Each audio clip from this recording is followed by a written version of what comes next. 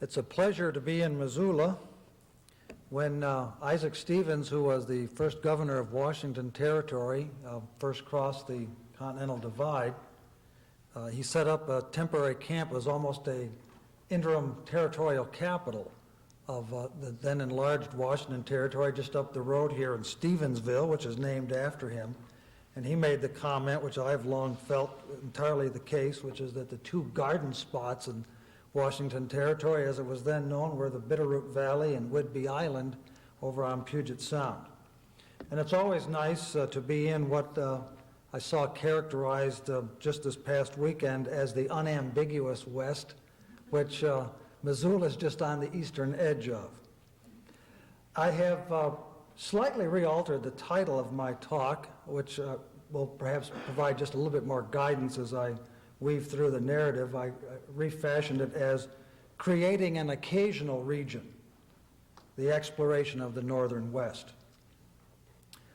One of the most recognizable, if not visually pleasing aspects of the outline of the United States is the gentle curve of its northern boundary, from the freshwater Lake of the Woods in northern Minnesota to the salt water of the Strait of Georgia. If pressed to answer the question, what do the northern tier of states have in common? An average American might cite the 49th parallel, a most benign aspect of geography. North and South Dakota, Montana, Wyoming, Idaho, Oregon, and Washington are as diverse a group of coterminous states, culturally and topographically, that one could arrange on a map of the United States. Similarly, regional students are hard-pressed to find commonalities in their collective history. There are some linkages. One thinks most readily of the great transcontinental railroads that traversed each of these states, carrying natural resources, finished products, and people to and from each other, the nation, and the world. Additionally, most of these states entered the Union at about the same time, and they share Lewis and Clark, who, as Bill pointed out, whose commemorative signage is a ubiquitous element on all of their roads. Otherwise, the constituent parts of this region usually align themselves differently. Doesn't North Dakota have more in common with Nebraska, one state removed to the south, than it does with Idaho, one state removed to the west? Doesn't Washington see itself more as California made green, or at least it was until the drought hit even western Washington this year? Isn't Washington's barbecue culture quite distinct from that which might occasion a Wyoming ranch? Nevertheless, the Northern West, a term itself of relatively recent vintage, is not an imaginary construct. It is an occasional region in history, if not contemporary experience. Once, the Northern West, from the Red River to the Olympic Peninsula, spanned by the Missouri and Columbia River systems, played a central, maybe even preeminent role in two great human epics, near legendary in their import: the Enlightenment's second great age of discovery, and secondly, the extension of American civilization to the shores of the Pacific. Doesn't the very phrase American civilization nowadays almost sound quaint? Neither, however, is exclusively an American story. One of the great mysteries in world history was the existence of the Northwest Passage, or presumed existence. Columbus, as every schoolchild knows, was attempting to establish a westward route from Europe to the fabled riches of the Orient. Instead, he stumbled upon what became known as North and South America. During the ensuing 3 centuries, the exploration and exploitation of the Western Hemisphere continued apace.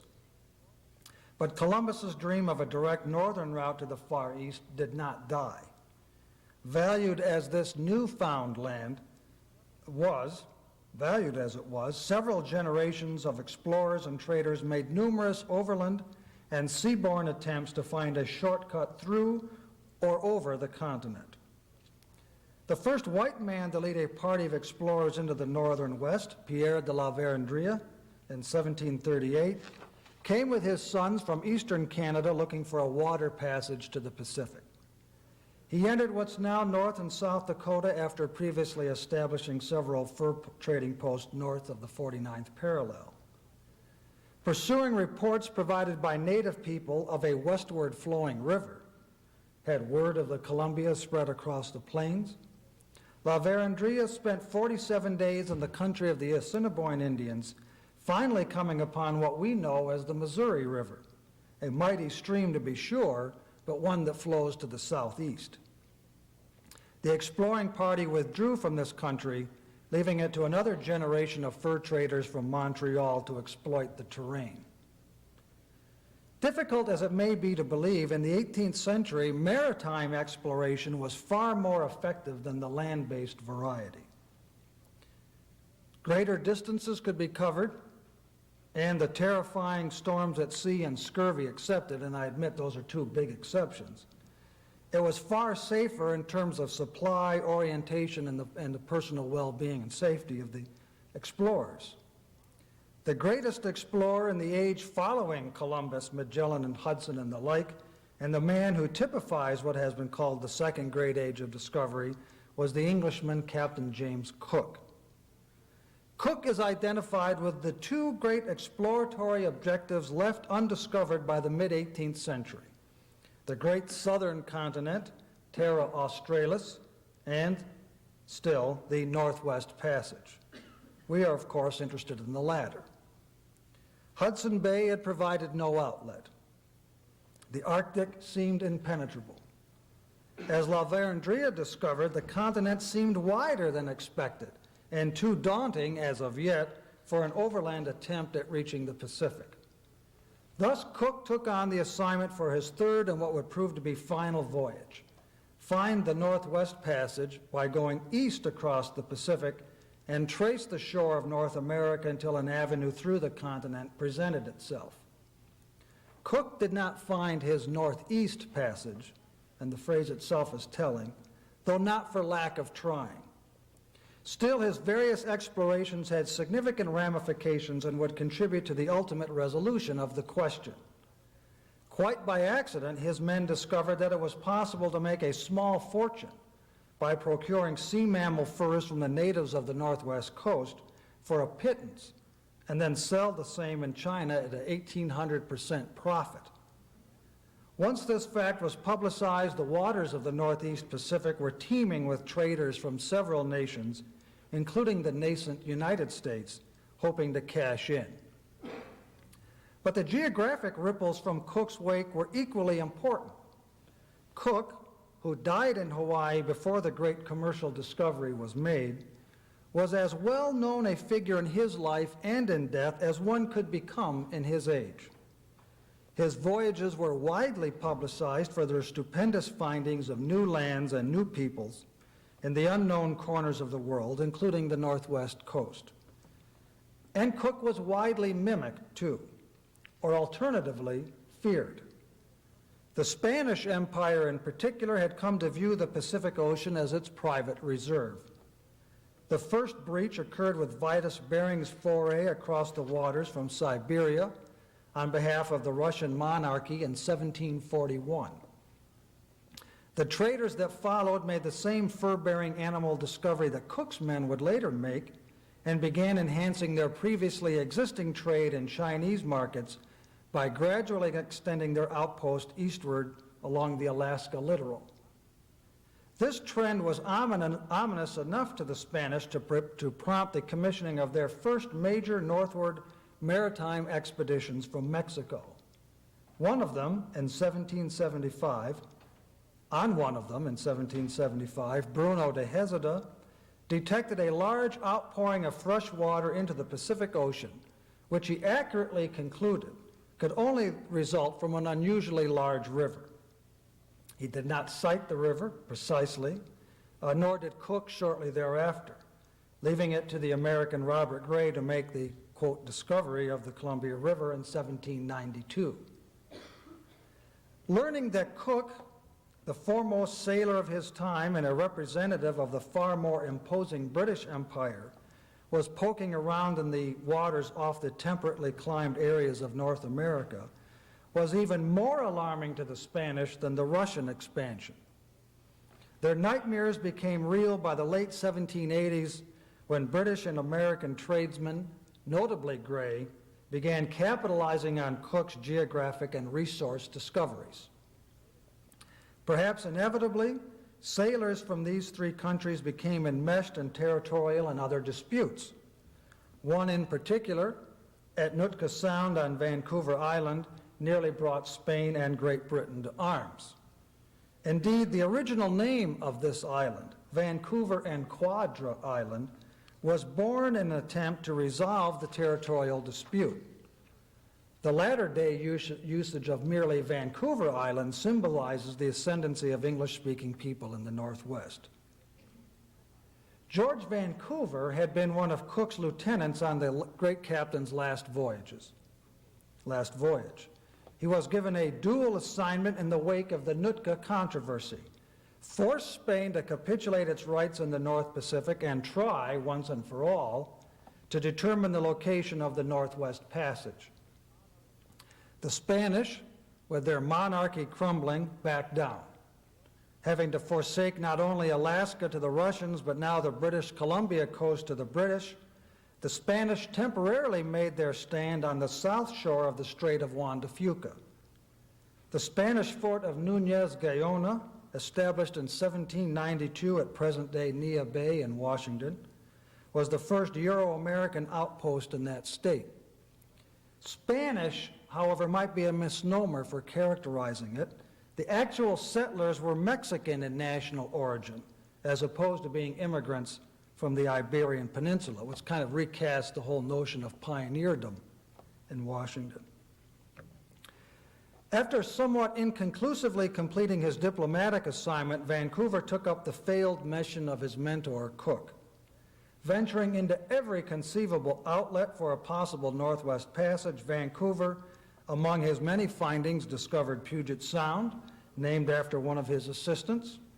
He later circumnavigated the island that now only bears his name and traveled far up the coast to Alaska. Vancouver nailed down once and for all the absence of a Northwest Passage, relegating it to the status of myth. A 300-year epoch in world history had ended. With Robert Gray's positive discovery, the stage had been set for a new era in history, an American empire on the Pacific. Only two American presidents have had a transcendent interest in the Northern West: Thomas Jefferson and Franklin Roosevelt. Jefferson, who took more pride in being elected to the head of the leading scientific organization of his day than the presidency of the nation, eagerly absorbed information about the discoveries on the far shore of the North American continent. That a saltwater route from the Atlantic to the Orient over or through North America was non-existent did not stem his interest in speeding trade with Asia. The emphasis simply switched to achieving that end by overland means.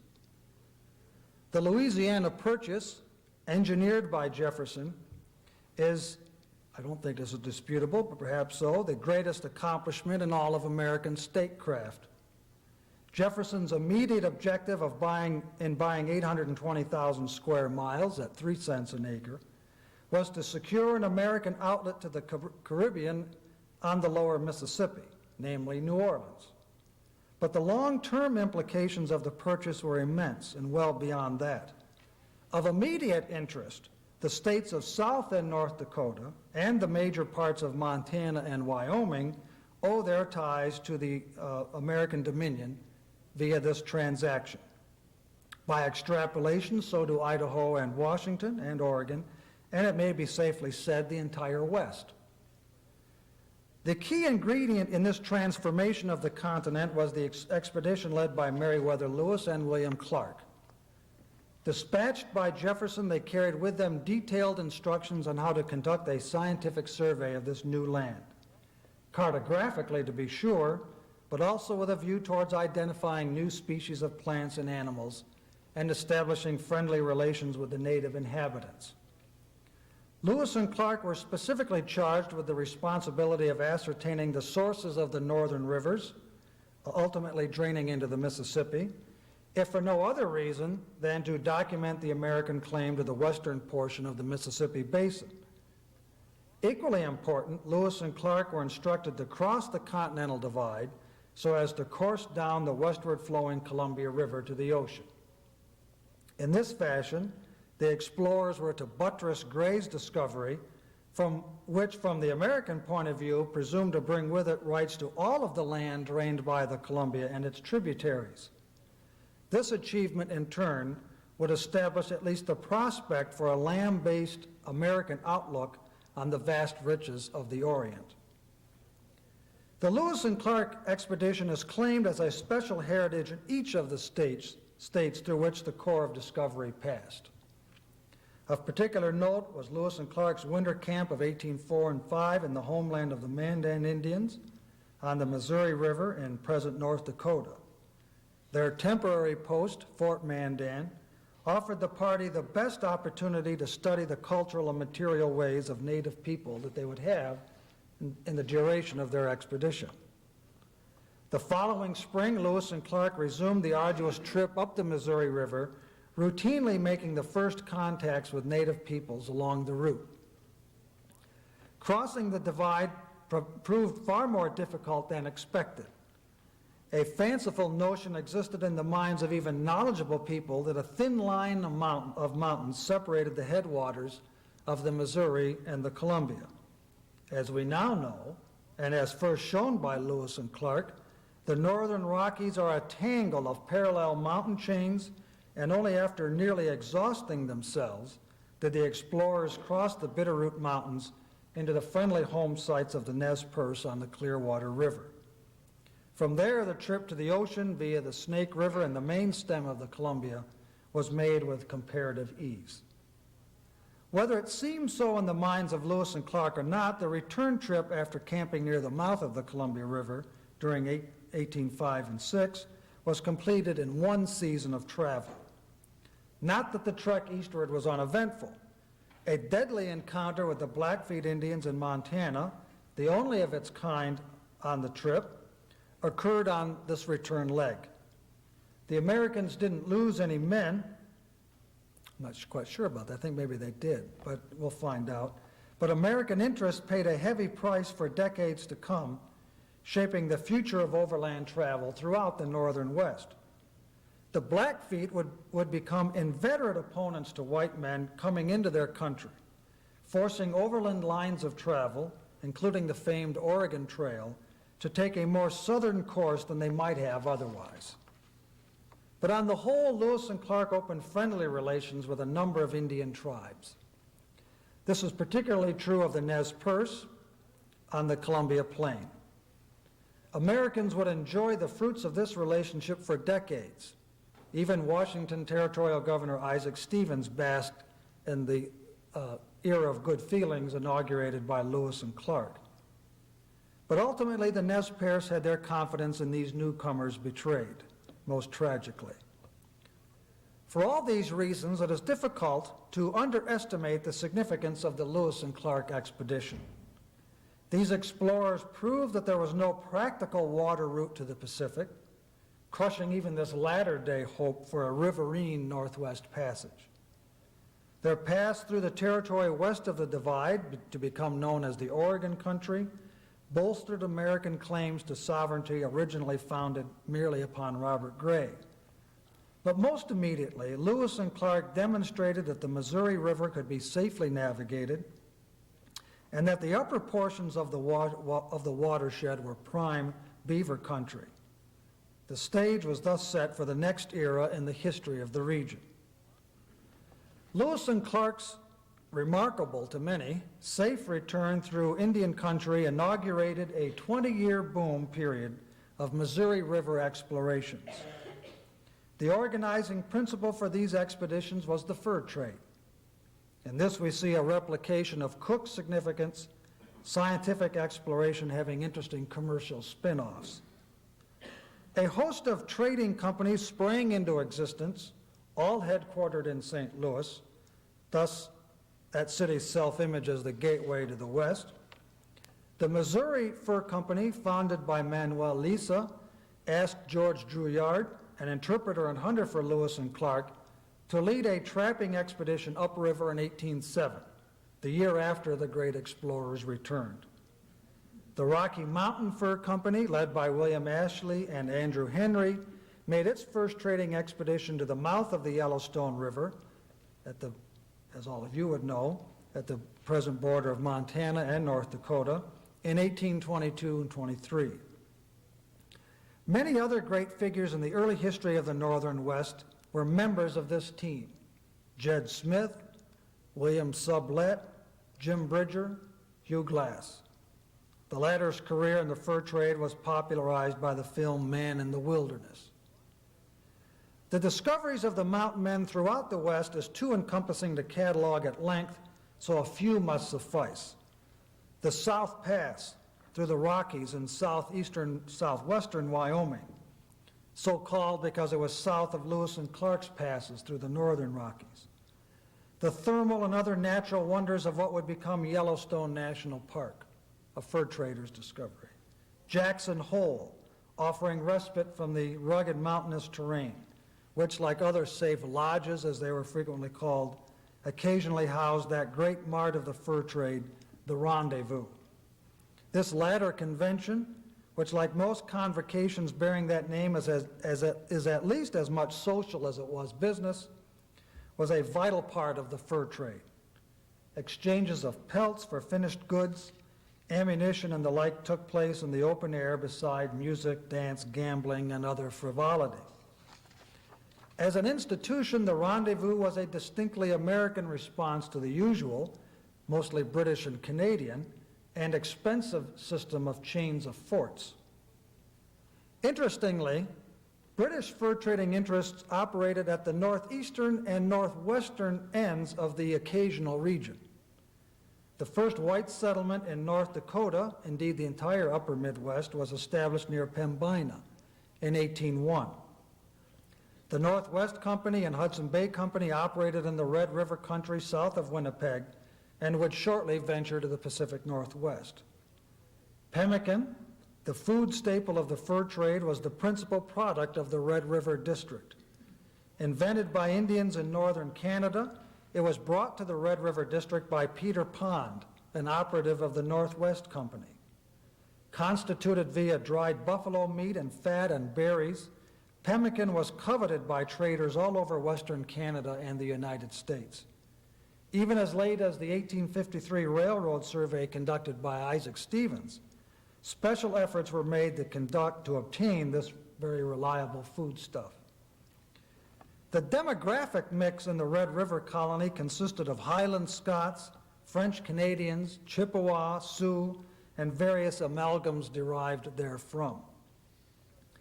In 1818, the Hudson's Bay Company discovered its fort was south of the 49th parallel, and 4 years later decided to destroy the dwellings and dismantle the fort and move its functions a few miles north. In 1823, the U.S. Army's Major Stephen H. Long came to the Red River country with troops to demarcate the boundary. He found 300 Métis still living there, people who had disregarded the Hudson Bay Company's orders to move. This colony grew to 4,000 people by mid-century. The famed Red River Hunters, as they were called, roamed the northern plains, engaging in massive semi-annual buffalo hunts. Their trade in hides and fur, in exchange for tea, kettles, stoves, glass, and tobacco, founded the Dakota-St. Paul trade connection that endures to this day. The British-Canadian fur trade also prospered at the other end of the continent.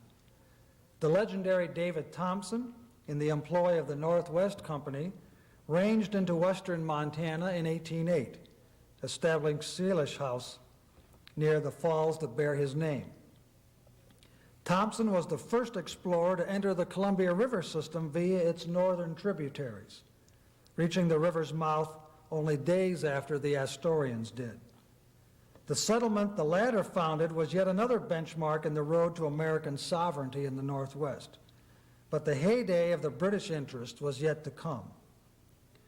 The Northwest Company and Hudson's Bay Company merged in 1822 and became the dominant force in the Pacific Northwest for 2 decades. From their headquarters at Fort Vancouver, so named to reinforce British claims to the territory, HBC leaders such as John McLaughlin and Peter Skeen Ogden supervised a far-flung empire of trapping brigades, trading posts, farms, mills, and ships that dominated trade as far north as Russian America. Only in the 1840s, when a persistent stream of American agrarian settlers altered the balance of power in Oregon, was the company's influence undermined. After an aborted attempt to stem this tide by importing settlers from the Red River colony, the HBC cut its losses, moved to Fort Victoria, thereby giving the British government the signal to divide the Oregon country at the 49th parallel. This was done in 1846. The Astorians, in contrast, had been quite transient. Beset by logistical difficulties and the War of 1812, the Americans sold their interest to their British neighbors. John Jacob Astor's operations on the Upper Missouri, under the auspices of the American Fur Company, were far more successful. With Forts Union and Benton, plus others, the AFC dominated the trade. After a long courtship, Astor's men were able, by the middle of the 19th century, to overcome the legacy of Lewis and Clark and ingratiate themselves into the good graces of the Blackfeet with whom they traded. The communities of Fort Benton, Montana, and Astoria, Oregon, are the only settlements, by my reckoning at least, in the northern West that have survived from the fur trade and evolved into permanent communities. Hiram Chittenden once wrote that the safe return of Lewis and Clark and the establishment of Fort Bridger were the bookends of the fur trade era. The former had indicated that safe passage through this new Eden was a reasonable prospect. The latter, a way station on the Oregon Trail near Evanston, Wyoming, was the first of its kind and marked the end of an era. Bridger had been the quintessential mountain man, but by the mid-1840s had been domesticated to the service of overland emigrants. The fur trade passed through the Dakotas. All the action was to the west, and few of the traders stayed for any length of time. With technological advances, traffic on the Missouri through Dakota changed from keelboats of Lewis and Clark vintage to that wonder of modernity, the steamboat. The Yellowstone was the first of these boats, traveling upriver from St. Louis to Fort Union in 1832. The relative convenience of steamer travel allowed into the region of the Upper Missouri a breed of white man different from the usual trader or soldier. You might almost call him prototypically the tourist. Perhaps this doesn't do quite justice to the likes of George Catlin and Carl Bodmer, John James Audubon, who toured the Upper Missouri to look, study, or to paint. Catlin was on the first trip upriver by the Yellowstone. Bodmer came the following year, and Audubon appeared in 1843. Though their subject matter differed, to say nothing of their artistic abilities, each was infused with a perspective on the West that soon became axiomatic. The exotic specimens of the hinterland, whether human or inanimate, plant or animal, were fast passing from the scene. Whatever their mistaken notions of the future, most particularly the myth of the vanishing Indian, all three created immensely valuable visual archives of a way of life or landscapes that it is safe to say would never again be the same. The mere presence of a Catlin and Bodmer sketching Indians or Audubon drawing birds was evidence of the fact that the frontier had been tamed. The other notable component in this vanguard of civilization were the Christian missionaries. Like the painterly students of retreating wilderness, the Indian missionaries relied upon the pre-existing infrastructure of the fur trade for their sustenance. The Protestants, Marcus and Narcissa Whitman, along with Henry and Eliza Spaulding, relied upon the Hudson Bay Company and established missions in 1836 within close quarter of the company's major inland post, Fort Walla Walla, at Wailatpu near Walla Walla and Lapwai, Idaho, respectively. The most significant early Catholic missionary, Father Jean-Pierre de Smet, used the American Fur Company's network to prop up St. Mary's mission to the Flathead Indians here in this valley, established in 1841. Thus, the American-born missionaries came to depend upon a foreign corporation, while the immigrant priest became fastened to a native firm. The efforts of the Whitmans and de Smet led to the establishment of two of the earliest permanent communities in Washington and Montana, Walla Walla and Stevensville, that I mentioned earlier.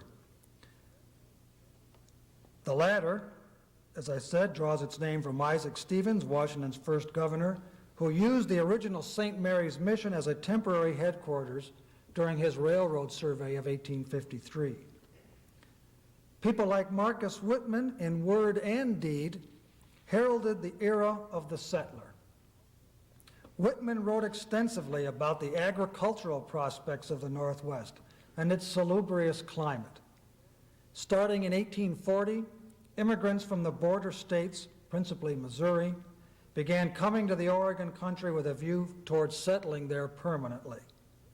After Jim Bridger's place, Whitman's mission station in the Walla Walla Valley was one of the few oases that a weary immigrant could avail himself or herself of. Over time, Whitman tended to cater to the needs of white newcomers more than his supposed flock, and he paid for that with his life in 1847. Perhaps the one individual who did the most to facilitate overland travel to Oregon and California in the 1840s and 50s was John C. Fremont. Though preceded by numerous Indian scouts, fur traders, and even missionaries, it was Fremont that became known as the Great Pathfinder. Just goes to show you had a better publicity agent, namely his wife. Fremont led several successful and some not so successful expeditions into the West, but his greatest accomplishment was the mapping of the Oregon Trail during 1842 to 44. Fremont followed the Platte River Road west, traversed the desert of southern Wyoming, crossed the divide into the Snake River country of southern Idaho, eventually emerging at the end of the trail, Fort Vancouver. His singular contribution, published after his return to the East, was the equivalent of an emigrant's guide to the Overland Trail. Fremont's multiple-sectioned map, almost like an early version of the AAA triptych, contained carefully placed notations on orientation landmarks, the location of water, game, firewood, and also the disposition of the local Indians.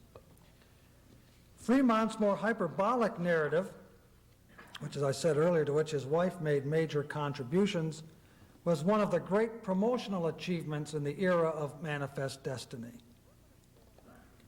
Permanent settlement in Dakota began in the 1850s.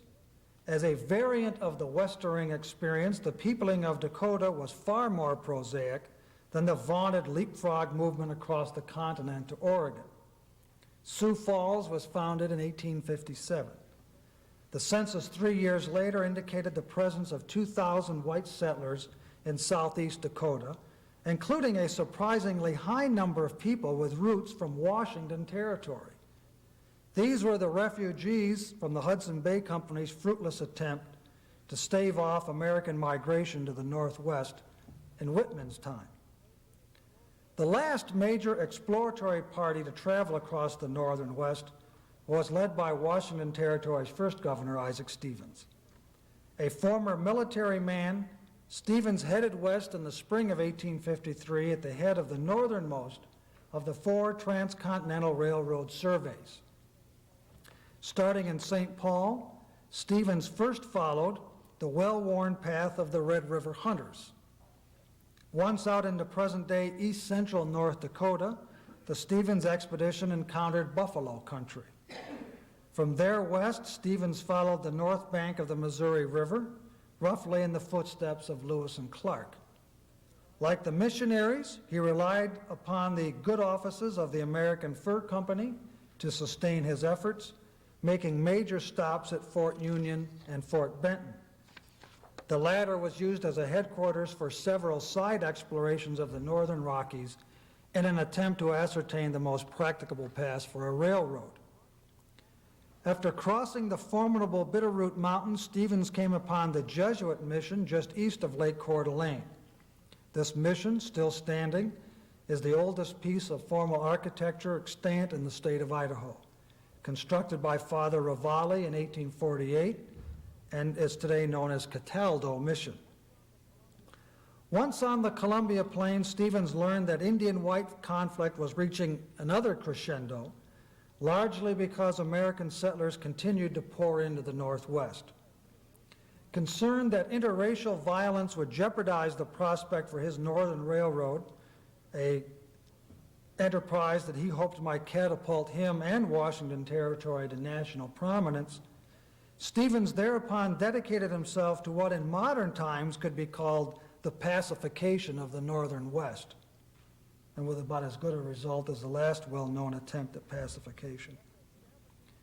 After establishing the civil government of the new territory in Olympia, Stevens returned to a life on the trail with his now famous treaty tour. After meeting first with the Indians of Puget Sound, Stevens proceeded to eastern Washington in the spring of 1855. He conducted a string of often tumultuous Indian treaty councils at Walla Walla, just west of town here, the Hellgate Treaty, and even as far east as the mouth of the Judith River across the divide. Bullying some tribes, cajoling others, and on occasion resorting to outright subterfuge, Stevens managed to sign treaties with dozens of disparate tribes, the Nisqually, the Yakima, the Nez Perce, Flathead, Blackfoot among them. It was a remarkable achievement in some respects, still enduring as contemporary Indian treaty rights issues will attest, but in the short run completely counterproductive. The so-called Yakima and Spokane Indian Wars, which might more accurately be called the Stevens Wars, broke out in the immediate aftermath of the governor's tour. Still, Stevens' ability to formally acquire title to the vast reaches, in the legalistic sense, to vast reaches of the Northern West signaled the dominance of the settler and his government. The Americanization of the Northern West was nearly complete. The other hallmark of this fait accompli was the political subdivision of the region. Washington Territory was carved out of the holdings of Oregon Territory in 1853. Dakota and Idaho territories were created in 1861. Montana was organized in 1864, Wyoming in 68. The Union Pacific was constructed across southern Wyoming that same year. The Northern Pacific Railroad reached Bismarck, North Dakota, and another section of rail was completed from the Columbia River to Tacoma on Puget Sound in 1873. Though this Northern Railroad, Isaac Stevens' imagined engine of growth and prosperity, would not be fully completed until 1883, its approach heralded the end of yet another age and the beginning of yet another. Thomas Jefferson's vision of a passage to the Far East and an American empire on the Pacific had been realized. Thank you very much.